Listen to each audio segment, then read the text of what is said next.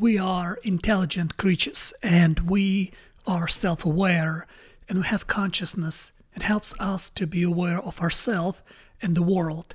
And this consciousness you can see as an observer that helps you to write your own life story, to helps you to find meaning in your life, because to be able to write your own story, you need to see yourself from a third-person perspective, because you cannot see yourself from the inside of your biology. You have to be able to distance yourself from yourself, and that's what observer helps you to do. That's why, for example, when you fight addiction, when your brain and your body craves for something, your observer helps you to overcome this addiction through certain reasoning and through certain ideas of the future that would change your life if you go through with this fight against your addiction, because to change people for the better. And what exactly fight your addiction? If, for example, you are a brain and you are your biology, what exactly fight your addiction? Because your brain craving for an easy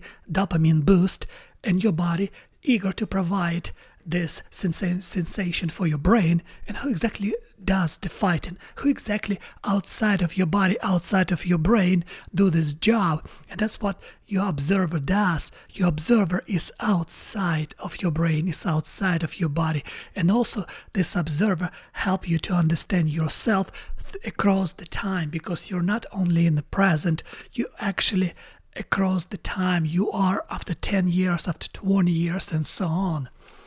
And you are intelligent enough to understand this.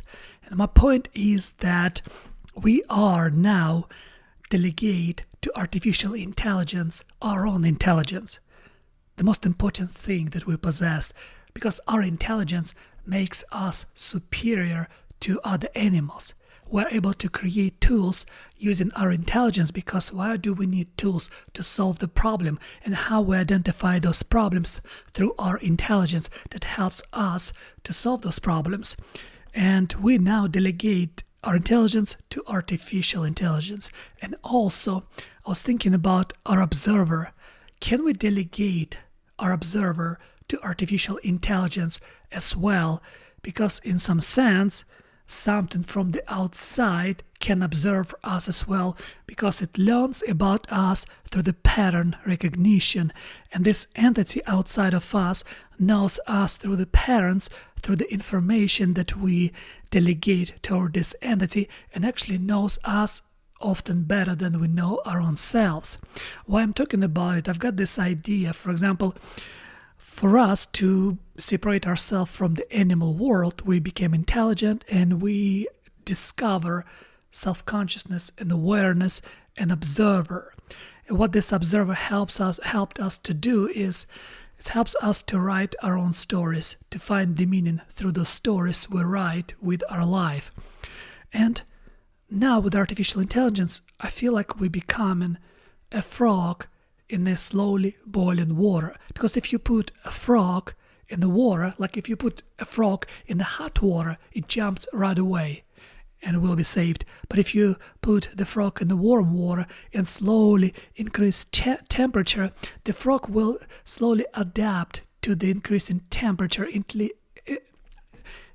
The frog will slowly adapt to this increased temperature until it's be too late for it to jump, because the water become too hot and it would boil alive inside of the pot with the boiling water. I think that's what might happen to us in artificial intelligence. A lot of people like to speculate about Terminator scenario, but I don't think artificial intelligence would have malice against us. I think the problem with us against artificial intelligence is us, because we always don't know what we want. We assume we want something, but we actually don't know exactly what we want.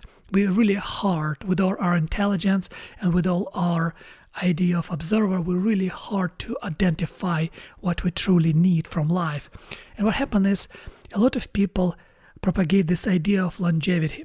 A lot of people want to live long, almost to become immortal, and they truly believe that artificial intelligence would give us this immortality. But if you think carefully, if you just try to reasonably go through this argument about immortality, First, we have to delegate artificial intelligence, our own intelligence, right?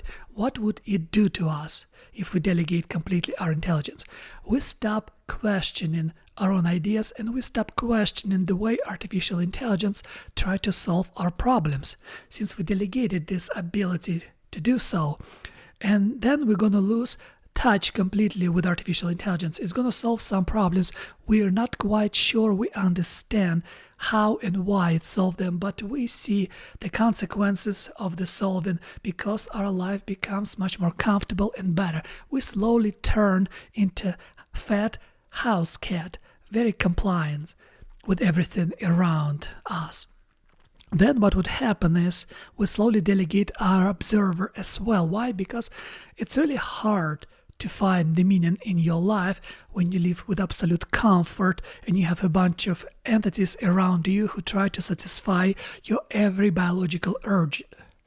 And we don't need then our observer. We don't need to write a story with our observer because there seems like no meaning in our life then, because meaning in some sense in your struggle. But if you've been derived completely from your struggle and if you live in the world of complete abundance, the search for meaning becomes your hell, and actually people around you would resist your ideas, and in some sense they will kick you out of this society filled with abundance. And that's why if you want to preserve your place in this society of abundance, you have to shut your observer down, or even worse. What if artificial intelligence start creating stories for us like it already start doing right now? What if artificial intelligence start writing books, create movies, and what it's going to do, it's going to reduce our ability to understand the true meaning of our life by creating stories that slowly degrade this ability in us for struggle. It would slowly retrain us with those stories, because for now people write stories ourselves, and when you write story, for example in a book, you want to write a story about great struggle. That's what still attracts us. We like story where people struggle against the entire world and try to accomplish goals that are almost impossible to accomplish, but in the end they usually win, and we love this. But think about it, slowly now artificial intelligence will start changing our perception of the story. You start creating different kind of characters that look more like people around us. That's what we see with the videos on TikTok. They don't have smart people over there much. They have ordinary people doing something absolutely primitive.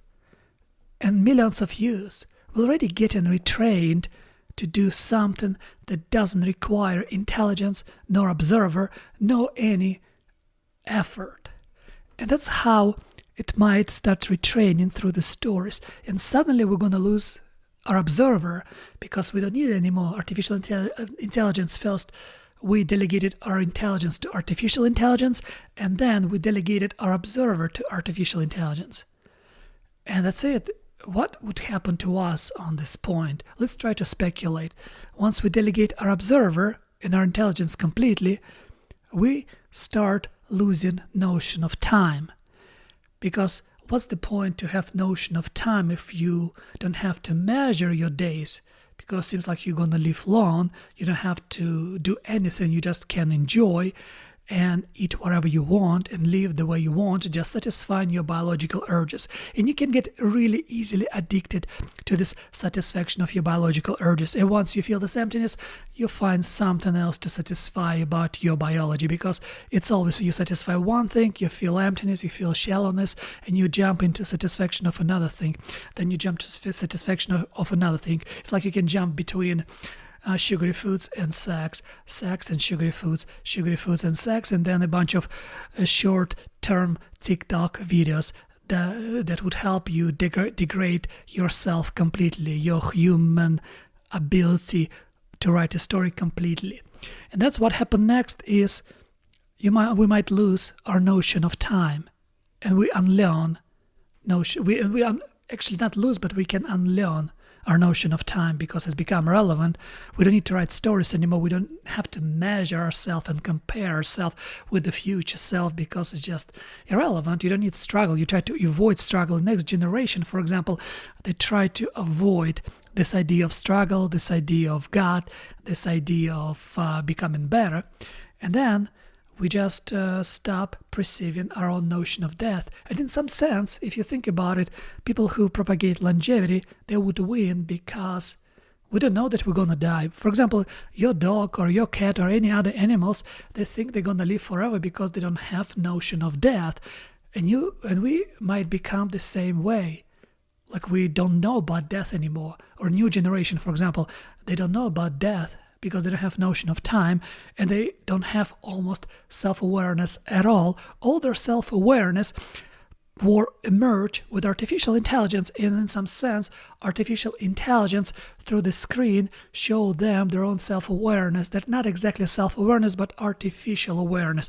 What if, for example, a person don't have this ability anymore to be self-aware because it's delegate even his or her self-awareness to artificial intelligence, and when he or she look at themselves at the screen, it thinks that is my self-awareness, and it's just digital avatar who present itself without actually being this human being, but imitation of this human being with a certain idea how to subdue all those mental and spiritual urges within this human being. And what happens is suddenly we live long, and it doesn't matter if we're going to live 80 or 100 years. If you don't have notion of death and if you don't have notion of time, you stop measuring how long you're going to live. And if you stop measuring, in some sense, the proponents of longevity won. We're going to live forever because we don't have notion of death. And that's what scary is. And if you think about it, and I'm not against artificial intelligence because I love artificial intelligence. It really can help you to structure your thoughts. But for this, you have to have thoughts. You have to have a struggle to be able to overcome with extra extension of your intelligence. Because if you use artificial intelligence as an extension of your intelligence, then it's good. But if you delegate your intelligence to artificial intelligence, that's bad. And my point is, we have to be very careful, otherwise we become a frog in the boiling water, in the slowly boiling water. And that's my point, because we have to preserve our agency. And how we can do this? Through this spiritual warfare. We have to defend our agency. We have to defend our spiritual agency. We have to believe that the idea of self-awareness is much more in us than we think. Because if we start, I think what the scientific and industrial revolution done to us is we start taking consciousness, mind, self-awareness for granted. We stopped thinking about it. We just took it for granted. And we took intelligence for granted. And I think we took it for granted because we actually not intelligent enough to understand how important to have intelligence. And that's why we keep delegating all of it to something we don't quite understand. We don't know what artificial intelligence is. We don't. We have such an assumption. We have such an ideas, but we don't know exactly how it affect us.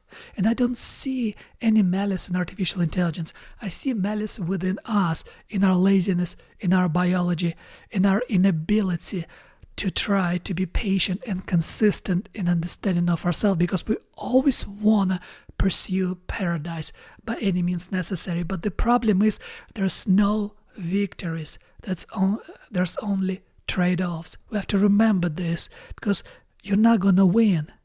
You're going to trade something for something. And usually what happens is you trade the most important thing that makes you human for something that would make you just an animal.